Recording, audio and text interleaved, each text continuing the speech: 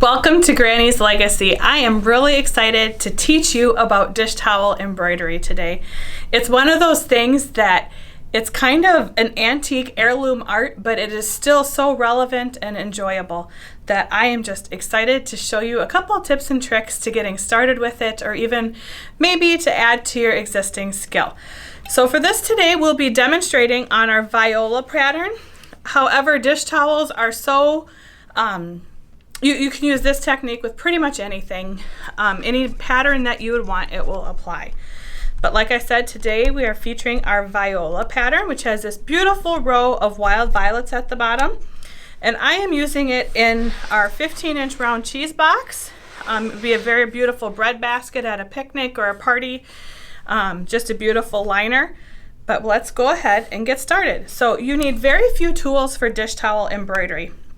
Today we'll be using, of course, a towel, and I picked a whole bunch of different varieties that you could put yours on. Just because I have mine on this beautiful cotton linen blend stripe doesn't mean it wouldn't be beautiful on other things. So what the model here is on the cotton linen stripe, and that's a black stripe. So there's that option. And you can just kind of pick what maybe matches your kitchen or your style. A traditional white, it'd be very beautiful on. And all of these we do carry on our website currently. So that's just traditional white, and these are a beautiful weight too. They're a little heftier than your standard feed sack towel. It'd be beautiful on a bordered towel. You could kind of line it up against the bottom border. Or you could put a little motif in each of the four corners and use it as a table square or a table runner, and just break up the row and put one of the motifs in each corner. Oop. So there's that option. And then also this is just a beautiful white once again, but it has a beautiful picot border that's a little bit fancier. So that could be very fun, very elegant, Victorian kind of looking with that little picot on the bottom. And once again, this would also be a beautiful table square. You could even use the same pattern and just line up, keep repeating the design and line up violets all the way around all four edges for a beautiful dresser, scarf, or table centerpiece. That's always an option. You can always cut apart your design and use it in different ways. It's kind of fun. Then we have just the vintage stripe that is green. Once again, kind of depending on what the style of your kitchen is. There's all sorts of different styles that you could embroider on. So that just has a really pretty green stripe. And then today I will be doing it on a napkin. I'll be showing you, and because I plan to use this to line either a bread basket, like you can kind of see how that would work here. You could use it as a bread basket liner. As a napkin, you could use it to line a tray for like a breakfast in bed tray. You could use it to as a table centerpiece, but I'm just going to be making my napkin today. And then we also do carry towel trios that are a beautiful way. It's an awesome gifting idea because you could embroider the one and then gift the other two as coordinates, or you could also use them as table squares as well. So if I would have embroidered the striped one, I could use the white one and then the speckled one to lay out like a buffet. If I'm having a charcuterie party or something like that, you can use them as tablecloths to kind of cover your area and add a splash of color that way too. So all sorts of fun things you can do with dish towels. So we'll go ahead, and like I said, today I am going to be adapting the pattern from the long row to being a napkin. So the first thing I'm going to do is ideally wash your napkin first. Just wash it with, or your dish towel, whatever medium or base you're using, pre-wash.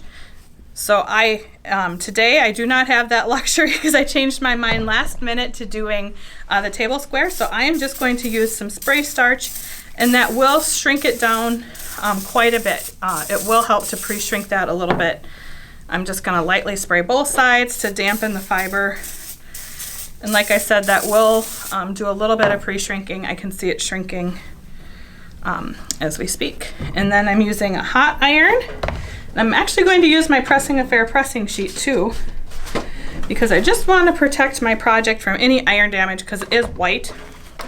So if my iron were to puke or something or spit up, I want to make sure that that happens on my Pressing Affair and not my project. I don't want any iron marks or hard water splotches to damage my project. And once again, I am using a cotton napkin, today. However, dish towels, aprons, you can put this design on pretty much anything. It'd make a really pretty window valance as well, stitched around the bottom of a white or any color valance for that matter.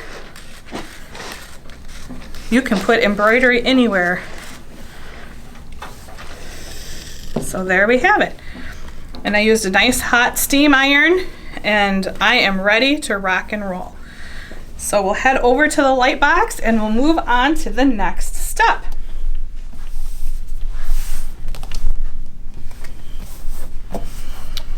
So for my napkin, I think I would like to put my design in the corner on the diagonal. That way when I fold my napkin, if I do anything beautiful that way with a napkin ring or anything like that, my design will be front and center. So that's where I'm going to be aligning my design. Also, if I were to put it in a basket, then if I put it on point, my design is right where it needs to be. So we're going to head over to our pattern. And once again, we're using our Viola tea towel pattern. And then on the back of our patterns, it always lists the supplies you'll need. So it lists a 20 by 28 tea towel, but once again, I'm doing a napkin to show you the versatility of embroidery. And it lists the threads, the V60 Valdani and the H202 and the M12. And then an embroidery needle, we like the size 7 at Granny's. And then if you'd like an embroidery hoop, and I'll touch base on a little bit about that too when we get there. Inside of your pattern, you'll find a colored layout or a colored picture of the design. And we'll get to this in a little bit too. And then also your transfer. And on your transfer also has the instructions, and it's so, the dish towel embroidery is so simple, all the instructions fit right there. So the first step, of course, is to wash and dry and press your towel.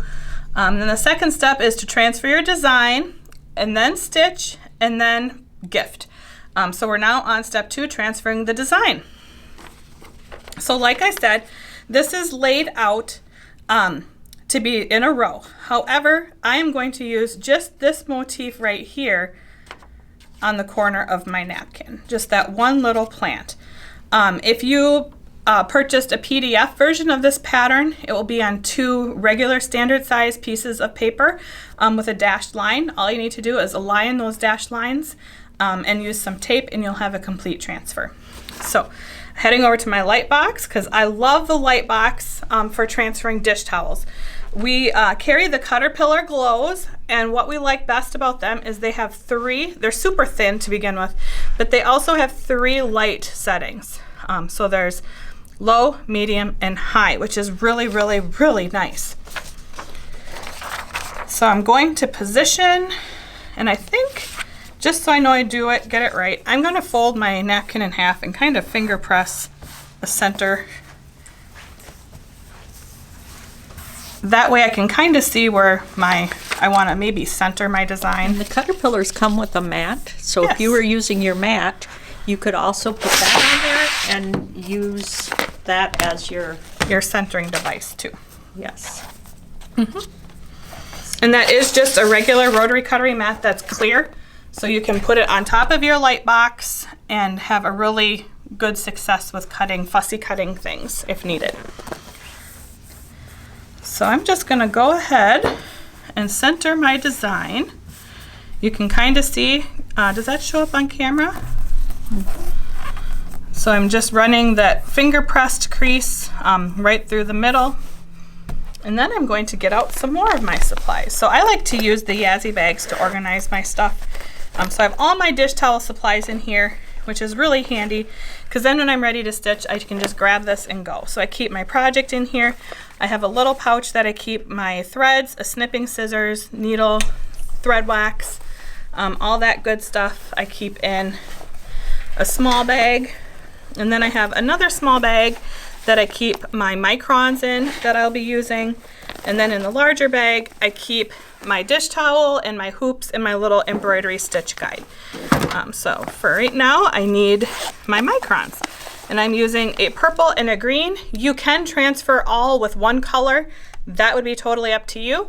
I like to actually transfer my lines with the color pen that I'll be using the thread with. So anything that I'll be using my purple thread, I like to use a purple micron, and anything with green thread, I like to use my green micron.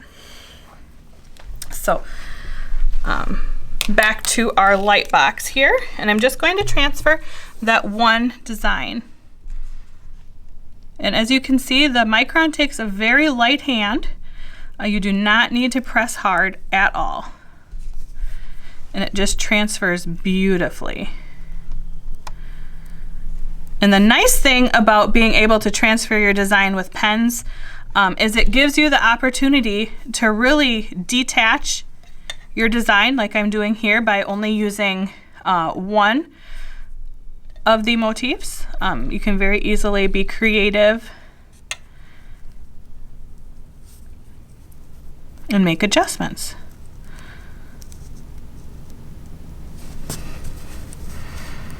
So I'm just going to transfer all of my green lines.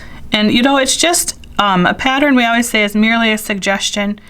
If your leaf ends up a little bit bigger on one end or your flower petals end up a little bit different, it's not really that big of a deal. Dishtowel embroidery is forgiving. So I have my green transferred. And now I'll transfer my purple.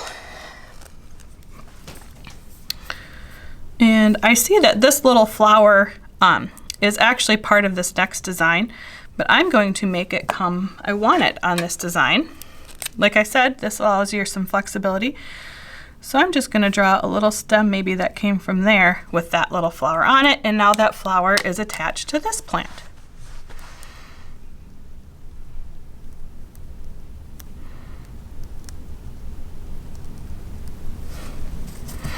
And then my little bud up here, get that on there. And these microns just mark so beautifully. And this is the 05 size. So it's not real heavy, but it's also not the real fine ones that are like just a hair that you write with. They work beautifully for this towel embroidery.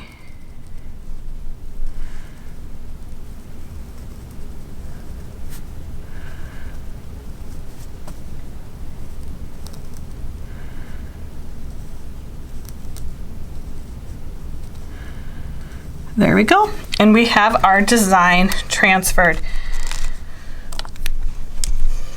We'll turn the light off and you can see how pretty that turned out on the corner of my napkin. So now we'll head back down to the other corner if that's okay, and we'll talk about stitching.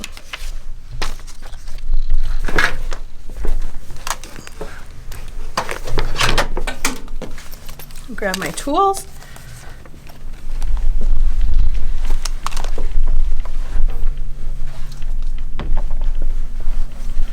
Okay.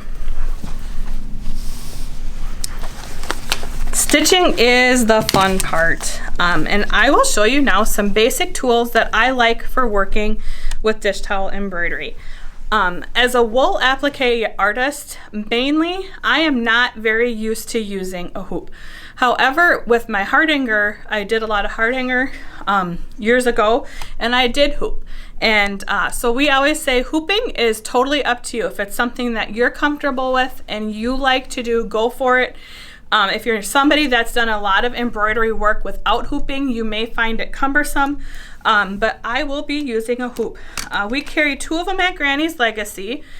They both have some different feels to them, and they're both only available in one size, which is why I have them both. So I absolutely love this clover hoop. It does not have anything that your thread can snag on. So it's designed to be snag free. So everything is rounded and very smooth, so your thread will not catch. So that's a very nice smaller one. For larger things, I like this spring one as well. It's just a hoop with a channel, and then you pinch the little things and it loads into there. They're both awesome, awesome, awesome hoops. So I'll show you kind of how they work. Drop it in and then tighten.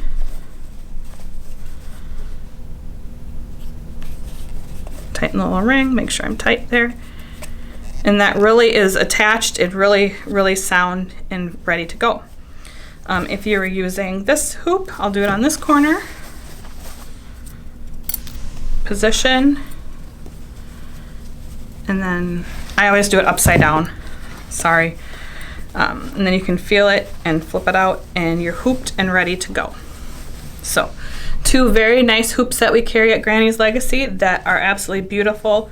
It just depends on the size of your project and how much you want to be able to fit in your hoop. Those are both great options. So we will be working down here. And I will show just a little bit of stitching. However, at Granny's Legacy, we do have a complete YouTube stitch library. It's on our YouTube channel, Granny's Legacy Patterns.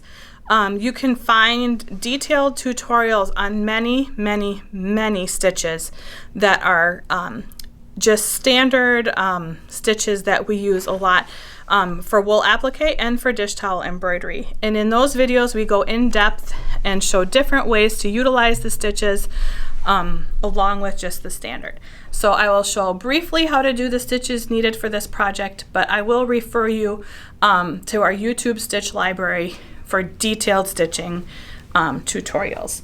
We also recommend, we have a stitch this is not the one I thought it was. The hand embroidery stitches at a glance. This is a great one too, don't get me wrong. This one's great for crazy stitching and combining stitches. This is an awesome book, but our favorite for just single stitch, like how do I do the chain stitch, how do I do the stem stitch, is the hand embroidery stitches at a glance. And one beautiful, beautiful thing about this book is it offers both written and drawn illustration for stitches. So it has a drawing where you can visually see what you're doing, and then you can back it up with written word so you can read what the drawing is trying to accomplish. And this has many of the common, most used stitches in it, and it is a favorite of ours. So both of these are very good, nice books to have in your stitching box and ready to refer to. So when it comes time to stitching dish towels in our patterns, there's always instructions right inside on a drawn picture. So, or excuse me, a picture of the project. So this is an actual photograph of the project. And then for each element, it says what thread we used. So in this case, H202, and then which stitch we've used, stem stitch. And then for the flower, we've used V60 back stitch using double thread. So that's using 2 thicknesses of thread to go around. And I will demonstrate that a little bit too. So the stems are stem stitched, and then the flowers are back stitched around using 2 strands, except for the little ones, you use 1 strand. And once again, it's all written right here very clearly what stitches and threads have been used for each element. So we'll go ahead and get started here. So I have all my supplies right here, and like I said, we like the 7 embroidery needles. This is a Bowen brand, however, John James, and there's all sorts of good brands of needles. Treat yourself to a good quality brand of needle. You will not regret it. And then my thread here. This one's on the tail end of its life.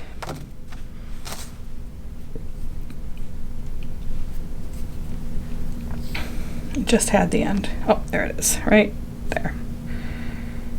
Okay. So we're gonna thread up our needle here. I'm gonna give it a nice, clean, fresh snip using my little snippy scissors. And I like these beautiful gold-handled gingers for my snippy scissors. They're really sharp and absolutely perfect for embroidery work. They're just the scissor you need. And as Mom always says, 18 inches of thread is about what you can use for embroidery work. Any more than that, it's just in your way, and it's either tangling or knotting or wearing down. To prevent the wearing down, I like to use Threadtastic thread wax. So I'm going to knot my thread using just a standard quilter's knot, and then pass it through our Threadtastic. And Threadtastic is just beeswax. It's 100% natural beeswax, and then this one just happens to have a fragrance added to it, strawberries and sunshine. So once or twice. You don't need a lot of wax on it, just a little bit. And what that does is it prevents your thread from wearing down, from static, from twisting, knotting, anything like that. It really just puts a protective barrier on it. And then we'll go ahead and start stitching. So we have stem stitched all the stems, so I'll come around the corner here so we can see for filming a little better. So we're going to stem stitch the stem and then chain stitch the leaf. So I'll do a little bit of stem stitching. And for stem stitching, you keep your running thread on top of your line. So I'm going to be stitching this line right here. So I'm keeping my thread on top of my line. And then the stem stitch is just the one forward and then back. And then with dish towel, it's important to pull your thread taut but not necessarily tight. If you pull tight, you'll pull in the weave of your fabric. So over a stitch and then back to my last stitch. And the stem stitch, I think, is one of those stitches that just has been used with dish towels for the invention of dish towel embroidery. It seems like it's just a standard stitch for doing lines and stems. So it's just that easy. And I like to keep, like I said, my running thread on top of my line or on top of my needle. And that makes a nice smooth, smooth, smooth line. I think I have too long of a piece of thread. This feels uncomfortably long.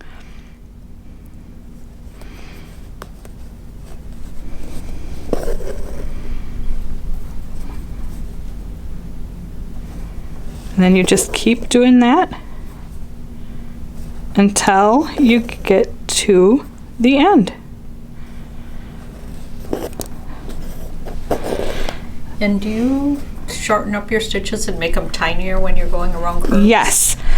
So one of the tips when you're embroidering, whether this be with wool applique or dish towels, is tinier stitches curve easier. So, and more beautifully too. So if you're going around like a little circle to do a little curl or something like that, small stitches curve easier and they look neater. If you try to use big stitches, it'll look really jagged and not round at all. But so as I get up into this area, you'll see how I switch to tinier stitches.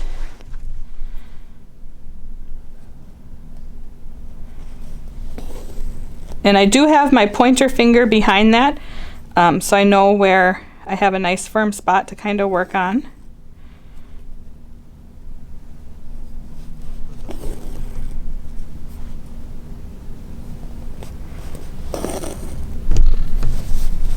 I'm going to turn a little bit, and once again I have a finger, the pad of a finger right underneath of there, so I can kind of go in and out easier. And since I'm starting to go around a curve, I'm going to start making my stitches a little bit smaller so I can get a nice, even, smooth curve.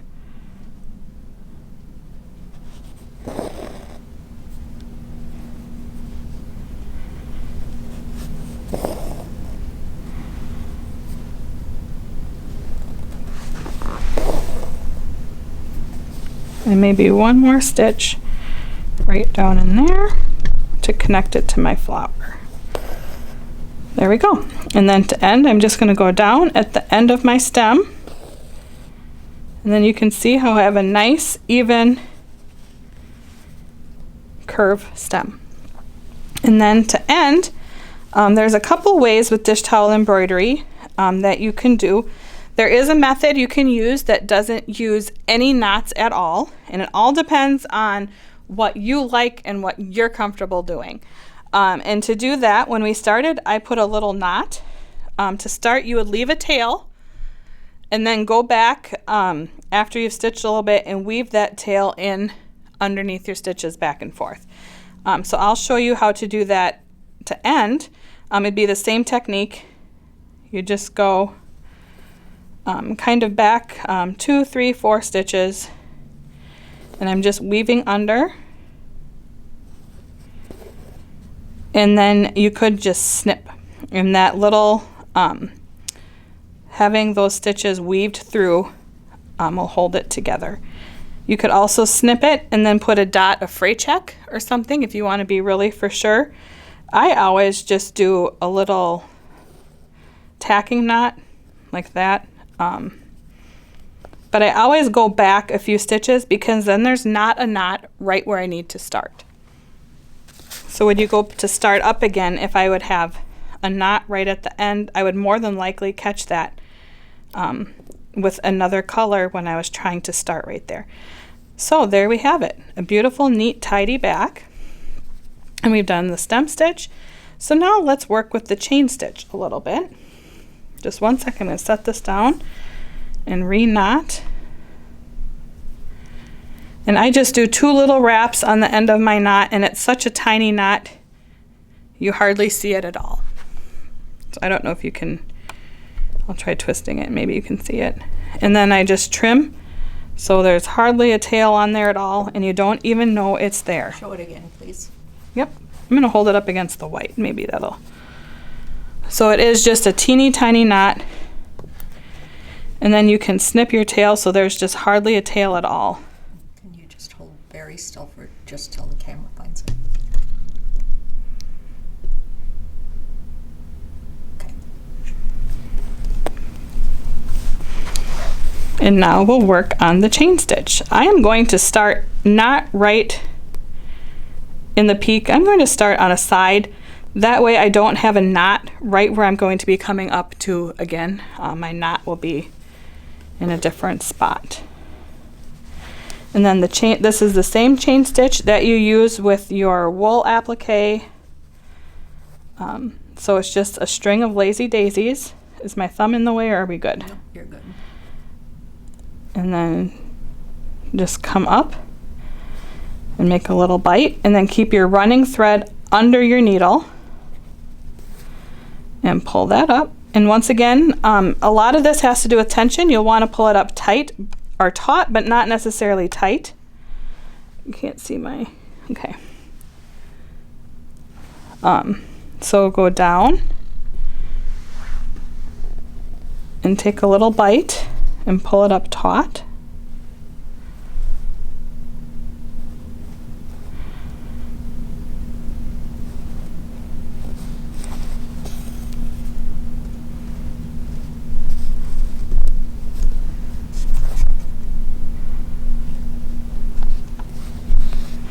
And once again, my running thread is staying under my needle.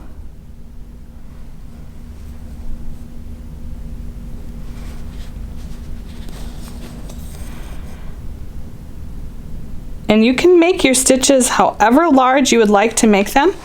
Just keep in mind that smaller stitches, once again, curve easier. So we'll just continue doing the chain stitch all the way around.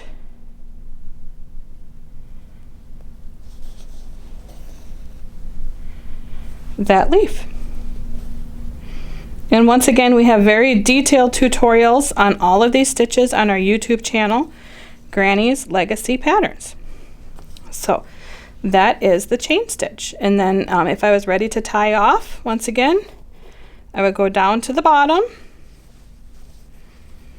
And I'm actually going to unhoop because it's right near, sorry, I'm trying to stay in frame. It's right near the edge of my hoop. So it makes it very difficult to stop there. And then I'm just going to weave through a couple stitches and like 3, 2, 3, 4, somewhere in there, you'll get kind of a rhythm. And then you can just snip if that's what you're comfortable with. But once again, I like to do just that little locking tack stitch where you just do a little loop and pull your needle through it. And then you can snip and you're ready to move on. And the same thing, I should maybe show you how to join too. We do cover these in the tutorials once again, but I'm just going to do 2 little wraps. Snip the tail. And then when it comes time to join, I like to start back a couple stitches and then once again weave my way to the front. That way my knot is not right where I'm trying to start. And then when it comes time, I just come up in the middle of my last stitch and then start chaining again. And keep right on going. And there you have it. That is the chain stitch. I'm just going to snip this. I'll take it out later. And now we'll work on the back stitch and the straight stitches that are used in the flower. So just one moment. So for the purple flowers now, we are going to rethread with our variegated beautiful V60 pearl cotton. And this is a beautiful, I'll take the tangle tamer off so you can see how pretty it is. It is totally violets. It is a great variegation between almost a magenta to a soft lavender. So it is so pretty for using with these violets. For the large ones, we're going to be back stitching around them using 2 strands of thread. So for that, I've threaded my needle, but I'm going to keep pulling it through until I get a comfortable length of thread, like 18 inches. And then I'm just going to kind of run them together so I know they're both lined up, and then snip. Even. So it's completely wrapped through the eye of the needle. So I have 2 thicknesses. I'm going to do my little knot and then snip my tail. So it's just tiny. So let's show the 2 strands on the needle. Let's see if we can lay them on the white end. Here's a nice white spot. And I'll kind of peel them apart so you can see that there's 2 strands going through the eye. So 1 strand going through the eye, creating 2 strands. So it's doubled, single doubled. So a single thread through the needle, but knotted with the 2 ends together. Yep. And then you kind of massage them together to make one and strand. The Thread-tastic too, once again, 1 or 2 passes kind of really does work well to really bond those 2 and really marry them together. It doesn't take a lot though, once again. So now we're going to work on this large violet here, which is to be back stitched using the 2 strands. So we have our 2 strands, and now we're going to back stitch. And back stitch is just that. It's 1 step forward, 1 step back. So you're constantly going backwards. You're going forwards to go backwards. So once again, I'm going to start kind of in the middle of a long side. That way I don't end up with a knot somewhere where there's a lot of intersections or things coming together. Because it seems if you have a knot in a place you're going to be going back over again, your needle catches it and it pulls it through or it pushes it funny. So I just want to start in a spot where I'm not going to be running again. So I came up, but now I'm going to go back because like I said, you have to go back to go forward. So about 1 stitch back, and I'm holding that knot out of the way with my finger on the back side. So I'm kind of pulling the knot over to that just a little bit so it's not right where I'm stitching. So I went backwards, and then you can think of it as skipping a stitch and going forward. And because I'm working my way around a curve, I'm going to use naturally a little bit smaller stitches. So we're going to go backwards. Gotta get that out of the way so I can see. Backwards to go forwards. And I don't want to go through. There we go. And that stitch was actually probably too small. I'm trying to, can I move just a little bit? Okay. So backwards and then forwards. And you'll get a rhythm going too with the right size stitches for you. So backwards, and then forward. Oh, find the spot. There we go. And then backwards.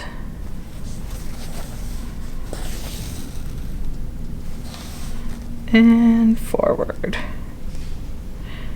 And by going forward and backward and forward and backward and forward and backward, your stitch really gets a nice, I want to say almost volume to it. It has a little bit of puffiness and a really nice, it lays nice. And also, you can do this stitch and leave a little space between stitches, and it'll give a look of top stitching. I just kind of want it to look like a really fluid line. So I'm trying to connect them as much as possible.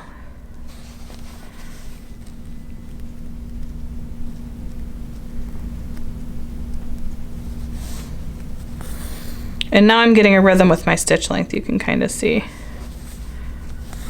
And then what I like about these violets is if you think it through, you can do all the petals without starting and stopping. So I'm going to keep going down here.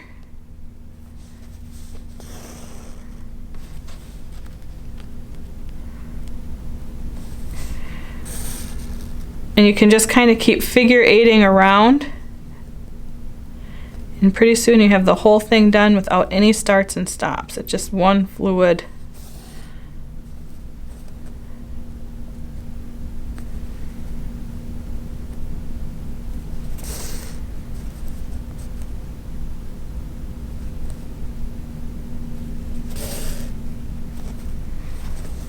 And as you can see, it's just, the thread work is absolutely beautiful. The way the variegations work together. It creates a very beautiful painted violet look.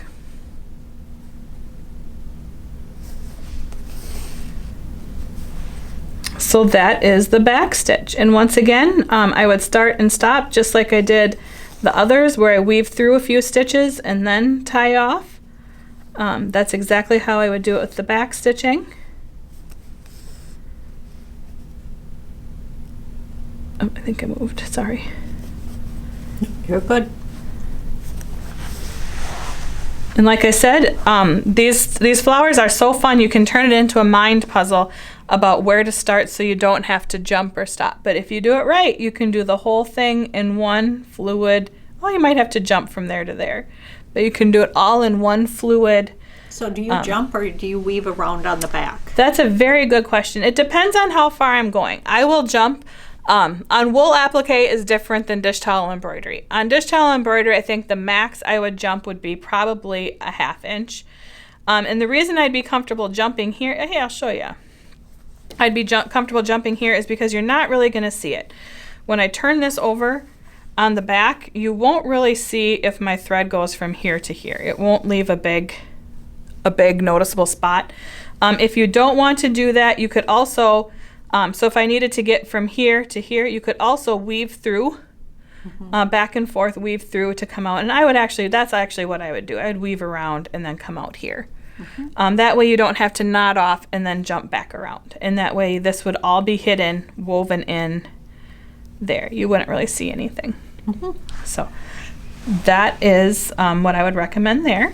And then using a single strand, I won't demonstrate a straight stitch because it is just that. It's just up and down, up and down, up and down. That's what we did to kind of fill in the shading on the petals. You just single strand of the V60 and just put some straight stitches in there. I did a longer stitch down the middle and then one on each side is how I conquered it. But it's just straight stitches, up, down, up, down. So, and then one yellow colonial knot in the middle. And I can demonstrate, maybe I'll demonstrate the colonial knot. That's one that's always fun to see. So to end this, I'm just gonna pass under a couple times. And then, like I said, I make just a little tacking knot. I just do a loop and then put my needle through that loop. Can you just do the straight stitch now too? Sure. Okay. Oh, so here's my trick with this. If you have a double strand right now and you want to go to single strand, I'm just going to cut one of the strands like that, and now you have a single strand, and you can keep going without having to start and stop. But I know I want to come up here a little bit, so I'm just going to weave under there, and then when I flip over, I'm at the top where I'm going to shade in this petal here. So I went from double strand to single strand very easily there. And then just a straight stitch, and then I know I'm going to want another straight stitch on the side, so I'm just going to take a little nibble over to the side there, and then I don't have to do, you could also do a V-stitch here, that way you don't have hardly any wasted thread, where you just like so. And I can do that again too up here on this petal. So I'm going to go down, and like that's just 3 straight stitches. You could also back stitch those. Just hold still 1 second. I'm not getting it quite as clear as I'd like. In lieu of straight stitches, if you don't like to have longer straight stitches on your work, you could also back stitch straight lines using a single strand of thread too. I personally like the look of the longer straight stitches, so I will do a longer stitch, and then just to kind of fill it in, I'll do a smaller stitch or a shorter stitch on each side. So you could come up and then go down and then come up and go down, but I have learned that I like to just come up here, go down here, and then keeping my needle on top of my thread, you can tighten that. And I just call that a V-stitch. I'm sure it has a technical name. And then when you go down, that really solidifies that, and you don't have a lot of running around or loose threads on the back of your work there. See, you have very little, for those 3 stitches, that's all the lines that are on the back of your work. So, and then I think I'm going to wrap to knot off. I don't want to be in the middle because I'll be stitching a lot more in the middle there. So I just did 2 little weaves on my rounded petal, and then my loop, and then snip. And now I will demonstrate the colonial knot. So we have put a colonial knot in the center, first of all, just to add a little bit of happiness to the flower face. That yellow just really livens things up. Also, it hides the spot where all of those lines are coming together. All of your back stitching comes through that middle point, and all of your straight stitching is coming to that middle point. So that colonial knot really just anchors your center. So I'm going to switch over to some yellow thread, and I am using M12 for this, which is a really soft buttery yellow. And you don't need a very big piece. For the larger petals, I have used 2 strands of pearl cotton to make a larger colonial knot. And for the smaller flowers, I've just used 1 strand to make a smaller colonial knot. Kind of the rule with colonial knot, or with, colonial knots is it doesn't take more wraps to use to make a bigger knot. It takes thicker thread. So the more wraps you put on doesn't necessarily make a bigger knot, it makes a taller knot because they just keep wrapping on top of each other. So since I want a sizable knot, I'm using double thread for my middle on the bigger ones. So I'm going to come up from the bottom, and once again you can keep your knot away from the middle by just coming up a few stitches away and then weave down to the middle. And I can see my markings through, so I know my middle is right there. I'm going to adjust just a little bit so we can come up in the middle. And then the colonial knot is in the same general family of the French knot. Let's just say the colonial knot is the French knot's cousin. So it's the same concept. You're putting wraps on your needle, coming up, put wraps on your needle, and then go back down. So we came up. In a colonial knot or a French knot, you would just put wraps on and go back down. For a colonial knot, we're going to put 1 backwards knot on, and or 1 counterclockwise, and then the rest clockwise. So to do that, we're going to make parallel lines with our running thread and our needle. And once again, there is an in-depth tutorial on this on our YouTube channel.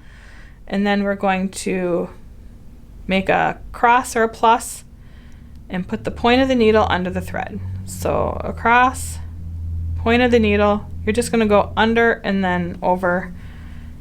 And so we have that one wrap on there that's going that direction. And then we're going to add 1 or 2, probably a maximum of 3 wraps on that needle. And then kind of go back down. But at this point, I like to just pause for a second and adjust the tension on my wraps to make sure all my wraps are neat and tidy. And then I am holding my running thread here to the left so it stays nice, and just tightening, and you have a beautiful, beautiful colonial knot. So once again, there is an in-depth tutorial on colonial knots on our YouTube channel. So you can head on over there if you're not familiar. There's all sorts of good stuff. So I'm just going to run, because I don't have all my petals done, I'm getting a pretty thick spot here for knotting and unknotting. Normally it probably wouldn't get like this, because I'd have all those petals I could have started and stopped on. So, and snip. And you have your colonial knot in the center. So we've now learned the stem stitch, the chain stitch, the back stitch, the straight stitch for shadowing, and your colonial knot. So you are off and ready to go. Once you get your project all finished and you are happy with how it looks, definitely it's time to block it. And to block projects, it's just doing a final heavy steam ironing with your project face down. And by doing it face down into your pressing mat or a thick towel if you have a flat pressing, when you steam over the top of this, it is pressing or steaming your stitches down into your ironing surface. So your ironing surface is absorbing your stitches, which is really awesome, because then when it's cool and dry and you turn your project over, your stitches just absolutely beautifully pop off your background. So we can see that on the sample? Yep, and there's one more thing I want to show stitch-wise too. We always say a pattern is merely a suggestion. And what we mean by that is think outside of the box, which we've done by putting our design on a beautiful napkin. One other thing I'm going to demonstrate is going one step further with your project. So just because the pattern, this is all we did, doesn't mean you can't take it one step further. So I'm actually going to put a back stitch all the way around the edge of my towel. So I didn't use a lot of yellow in my project, but I'd like to bring out more yellow. So I'm just using one strand of pearl cotton. I'm going to come up right at the edge of the hem. And I'm just maybe even a basting stitch all the way around. And I'll add just a very beautiful little accent. A running stitch? A running stitch, yeah, there you go. All the way around the edge of your towel. Or your, in this case, your napkin or basket liner or table square. And that, as you can see, it is extremely quick to do, but it adds such a nice little blast of color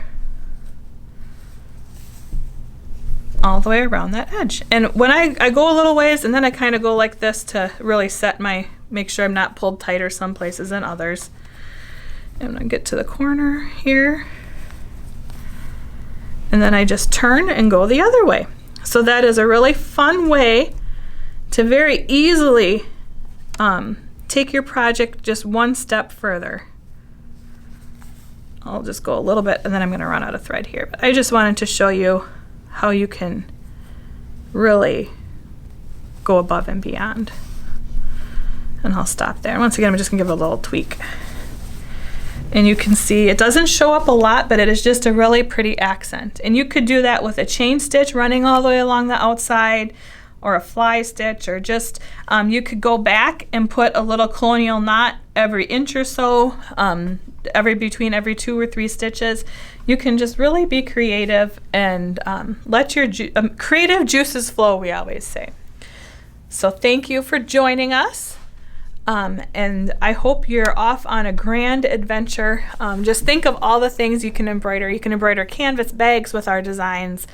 You can embroider the Yazzie bags. You could totally put an embroidered motif on those. You could embroider aprons, placemats, bookmarks. The possibilities really are endless. So I hope you have a whole lot of fun embroidering and you've learned something new and are excited to start this new adventure. So happy stitching.